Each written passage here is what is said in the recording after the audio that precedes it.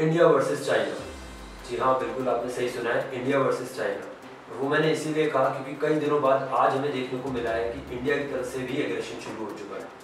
और हम आज इस बारे में बात करने वाले हैं कि बाइकॉट चाइना क्या एक वैलिड तरीका है चाइना को उसके तरीके से समझाने का, या हमें और भी तरीके सोचने चाहिए। नमस्कार, मेरा नाम है पारस भाटिया और मैं आज आपको बताने वाला हूँ कुछ ऐसे पॉइंट्स जो मुझे लगता है कि हम सबको डिस्कस करने चाहिए अपनी पर्सनल लाइफ में भी और अपने पर्सनल तौर तरीकों में भी। बाइकॉट चाइना एक तरीके का एक ऐसा मूवमेंट चला है जो आज नहीं, मतलब आज से 2-3 सालों पहले भी उठा था और उठाया भी गया था। क्या सिर्फ चाइनीज प्रोडक्ट को बैन करना ही एकमात्र तरीका है चाइना को अपने आप से दूर करने का? चाइना और इंडिया दोनों ही एक एशिया की बहुत बड़ी कंट्री है, वर्ल्ड की बहुत बड़ी पॉपुलेशन वाली कंट्री है, मार्केट भी देखी जाए तो बहुत बड़ी है इकोनॉमी वाइज। और जहाँ तक आप देख पा रहे हैं कि बाइकॉट चाइना, ये कई सारे ऐसे टर्म्स भी हैं जो कहीं ना कहीं ट्रेड में भी प्रॉब्लम दे सकता है उनको। अब देखना ये है कि बाइकॉट चाइना में हम क्या क्या कर सकते हैं। हम चाइनीज़ प्रोडक्ट को लेना बंद कर दें, या फिर हम चाइनीज़ ऐप्स को यूज़ करना बंद करें, या फिर हम चाइना से रिलेटेड कोई भी ऐसे ऐप्स हैं जिनका इन्वेस्टमेंट यहाँ पे होता है, या चाइनीज़ कंपनीज जो यहाँ पे काम कर रही हैं जिनका फंडिंग यहाँ पे हो रही है और हम उनको यूज़ कर रहे हैं, वो सारी चीज़ें हमें बंद करनी चाहिए। ये हमें पर्सनल बिहेवियर में करनी चाहिए। बट आज हम बात करने वाले हैं कई ऐसे मोटिव्स की जो इंटरनेशनल स्टेज पे और डोमेस्टिक स्टेज पे हम ऐसे ऐसी चीज़ें क्या कर सकते हैं जो चाइना के लिए प्रॉब्लम भी हो सकती है और साथ साथ हमारे लिए एक तरीके से एक ऐसा अपॉर्चुनिटी भी जो डोमेस्टिक मार्केट को भी खड़ा कर सके और हमें आत्मनिर्भर, जो प्रधानमंत्री जी ने भी बोला है, लोकल फॉर वोकल बनने की। तो जी हाँ, आज हम बात करेंगे फिर इंटरनेशनल सिनेरियोज। इंटरनेशनल सिनेरियोज में देखा जाए तो कई सारे ऐसे मोटिव हैं जिसमें चाइना ऑलरेडी इस समय घिरा पड़ा है। कोरोना वायरस, जो कोविड-19 है, वो ही एक अपने आप में इतना बड़ा मोटिव है पूरे वर्ल्ड में, जो हर तरीके से देखा जाए तो चाइना से घिरा पड़ा है। अभी तक चाइना ने भी इसका एक्सप्लेनेशन नहीं दे पाया है। जो चीज़ वुहान से शुरू हुई चाइना में, वो चीज़ पूरे वर्ल्ड में फैली और वही वायरस आज इंडिया को भी प्रॉब्लम दे रहा है, यूएस को भी दे रहा है और ऐसे कई देश हैं, जितने भी बड़े देश हैं, यूरोप की कंट्रीज हो गई या फिर ऑस्ट्रेलिया हो गया, ऐसे कई सारे देश हैं जिनको बड़ी प्रॉब्लम हो रही है और वर्ल्ड पूरा इससे जूझ रहा है। इस चीज़ से चाइना अभी तक घिरा हुआ है, जिसके बारे में अभी तक उसने पूरी एक्सप्लेनेशन नहीं दी। फिर उसके बाद मुद्दे हैं चाइना और अमेरिका का ट्रेड वॉर, जो कि 2018 से चल रहा है। तो ये दोनों मुद्दे अभी तक जो बहुत बड़े मुद्दे हैं। अब बात आ गई है इंडिया और चाइना की, जो गलवान वैली में हुआ, जिनमें 20 हमारे फौजी शहीद हुए और ये चीज़ अभी तक हमारे तरफ से पूरी एक्सप्लेन कर दी गई है कि हमारे यहाँ 20 शहीद मारे गए, बट अभी तक चाइना की तरफ से कोई भी ऐसी एक्सप्लेनेशन नहीं है। जी हाँ, चाइना हमेशा छुपाता है, ये चीज़ उसकी पहले से ही फितरत है कि वो हर चीज़ छुपाता है, बट अभी तक उसने ऐसी कई सारी चीज़ें नहीं बताई है जो अभी तक आ जानी चाहिए थी। वहाँ ना मीडिया को फ्रीडम है, ना ही लोगों को फ्रीडम है कुछ भी बोलने की। तो आपको इसके अलावा कई सारे ऐसे मुद्दे मैं आपको जो दिखाना चाहता हूँ। इंटरनेशनल स्टेज में देखा जाए तो जब मैंने आपको अमेरिका और चाइना का ट्रेड वॉर तो बताया ही था, साथ साथ ताइवान, हांगकांग और ऑस्ट्रेलिया का साइबर अटैक, ये अभी रिसेंट में कुछ ऐसे मुद्दे हैं जिसमें भी चाइना का हाथ होने की आवश्यकता पूरी। ताइवान, जिसको वो कभी एक वो नहीं देना चाहता, एक नेशनल एक कंट्री के रूप में नहीं मानना चाहता, और साथ साथ हांगकांग हो गया, जिसको वो एक security law, national security law वहाँ पे ला दिया है, जो चीज़ हांगकांग के लोगों को बिल्कुल भी वैलिड नहीं लगती और ना ही मानना चाहते हैं। उसकी वजह से प्रोटेस्ट हो रहे हैं और वो चीज़ बिल्कुल वैलिड नहीं है जो ये मानते हैं, और वो अभी तक कहीं प्रूव भी नहीं हुआ है। हांगकांग बिल्कुल ये मानता है कि वहाँ उनके ऊपर थोपा जा रहा है, चाइना उन पर एक कानून थोप रहा है। वो चीज़ भी बहुत बड़ा मुद्दा बना हुआ है पूरे वर्ल्ड में।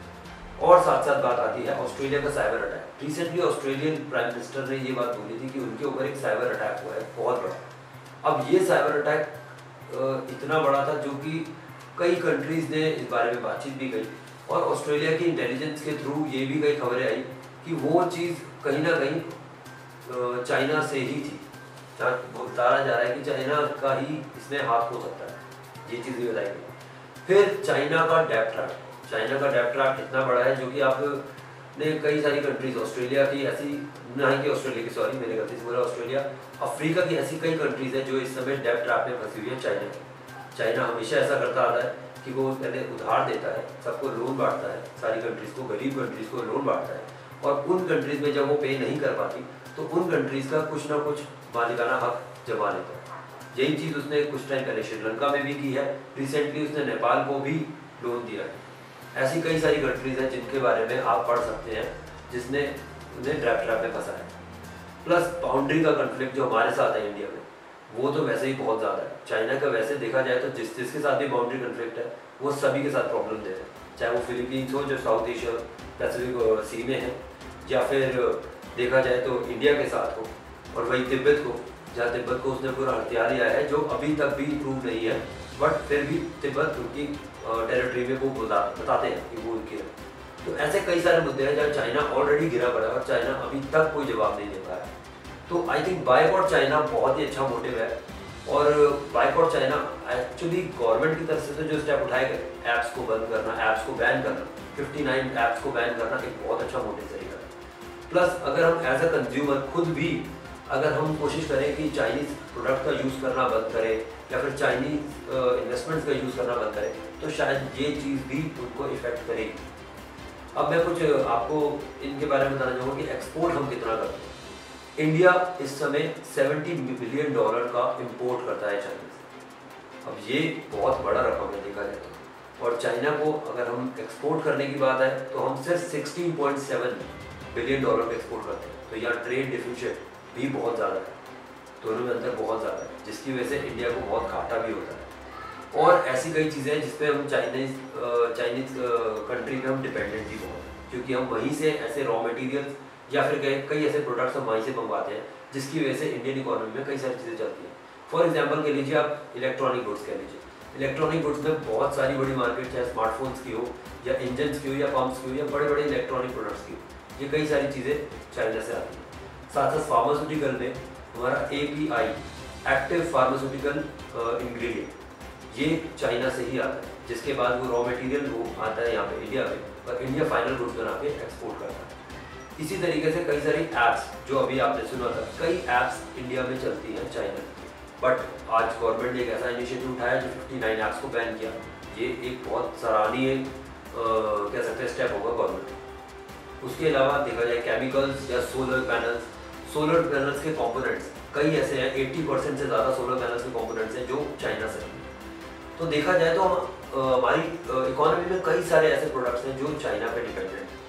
बट अब अगर गवर्नमेंट कुछ करना चाहे, गवर्नमेंट ही इनिशिएट ले, ईज ऑफ बिजनेस लाए और ease of working atmosphere, skilled labour लाए, या फिर हमें अच्छी इलेक्ट्रिसिटी और अच्छे रिसोर्सेज की अवेलेबिलिटी मिले, तो शायद ये तरीका हो सकता है गवर्नमेंट की तरफ से भी और हमारे लिए भी कि हम अपने बिजनेस को ऊपर उठा सकें और एक आत्मनिर्भर बन सकें, जो प्राइम मिनिस्टर ऑलरेडी बता ही रहे। तो मैं आज इसी की वीडियो को इसी के साथ समाप्त करना चाहूँगा, और मैं बस यही चाहूँगा कि आप भी इस बारे में सोचें। अगर आपके कुछ आइडियाज़ हो प्लीज़ ज़रूर शेयर कीजिएगा कि क्या बायकॉट चाइना और ये प्रोडक्ट्स जो मैंने इस बार डिस्कस करे, ये ही मात्र तरीका है या फिर इसके अलावा और भी तरीके हैं जो हम कर सकते हैं। और ये देखा जाए तो चाइना और इंडिया दोनों आपस में आई थिंक देखा जाए तो बहुत पुराने टाइम से ही इनके साथ कॉन्फ्लिक्ट चलता आ रहा है। अब देखना ये कि ये कॉन्फ्लिक्ट कितना बड़ा है और कब तक चलेगा। तो इसी के साथ मैं विदा लेता हूँ। थैंक यू सो मच दोस्तों, शुक्रिया, टेक केयर।